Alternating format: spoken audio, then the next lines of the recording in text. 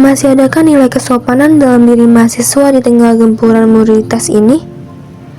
Dunia akademik identik dengan nilai-nilai luhur seperti kejujuran, integritas, dan sportivitas. Terdapat dua peran utama dalam dunia akademik, yaitu seorang pengajar dan pelajar.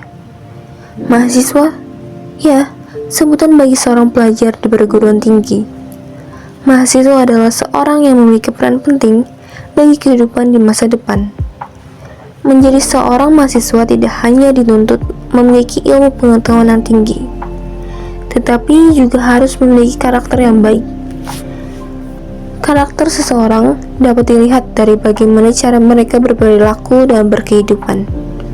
Sebab, karakter akan tertanam dalam diri seseorang apabila dijadikan suatu kebiasaan.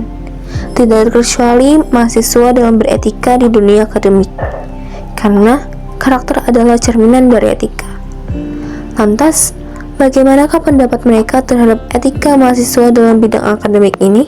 Nama saya Andrew Kaldris Biantara dari Angkatan 23, Program Studi Bioteknologi. Nama saya Stefan Batra Semaradana dari Angkatan 23, Prodi Bioteknologi. Aku Agista dari Prodi Teknik Bioproses, Fakultas Teknologi Pertanian, Angkatan 2023. Perkenalkan, aku Alif Putri Madya dari Teknik Bioproses, Angkatan 23. Udah tahu sih. Ya sudah. Mungkin sudah sedikit tahu ya. Sudah tahu. Tahunya itu dari pas ospek dikenalin dengan budaya-budaya dan etika yang ada di FTP. Contohnya ya seperti senyum, sapa, dan sopan. Ospek Raja Wali dan OBDA dan juga buku panduan FTP. Bentuk contohnya mungkin yang umum kita jumpai ada di saat ke ruang kelas atau mengikuti pembelajaran mata kuliah, kita diwajibkan untuk memakai kemeja dan bergerak seperti itu. Tahu dari mana, kan kita awalnya ospek. Jadi ada beberapa kakak tingkat yang udah menjelaskan sedikit peraturan ini di FTP ini. Terus juga contohnya ada di depan lift itu ada peraturan tertulis juga. Dari titik ospek itu udah dijelasin kayak mulai dari ospek fakultas dan juga ospek departemen itu dijelasin apa aja aturan etika dalam FTP itu. Terus juga contohnya itu kayak etika berpakaian tentunya. Misalnya pakai pakaian berkerah itu yang normal di semua fakultas kayaknya begitu ya. Terus juga kalau FTP itu kan mungkin karena saintek ya, dan juga banyak praktikumnya itu sepatunya juga harus tertutup. Terus juga beberapa dosen itu juga ada yang kayak jelasin etikanya gimana gitu kalau di kelas. Jadi bukan dari ospek aja, dari dosen-dosennya pun juga gitu.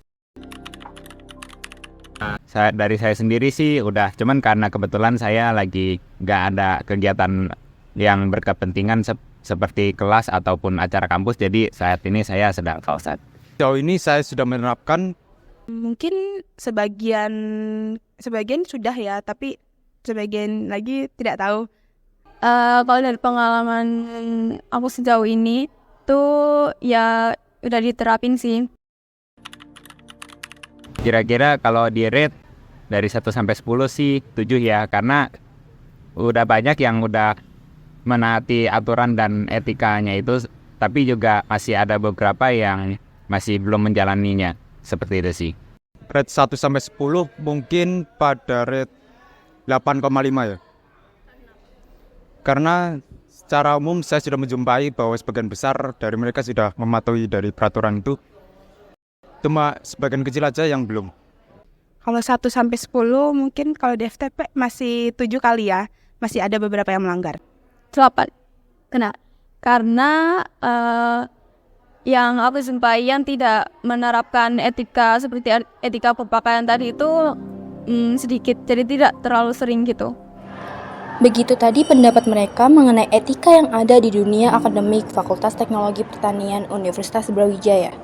Berharap etika dalam dunia akademik tetap bisa dipertahankan dengan kesadaran para mahasiswa.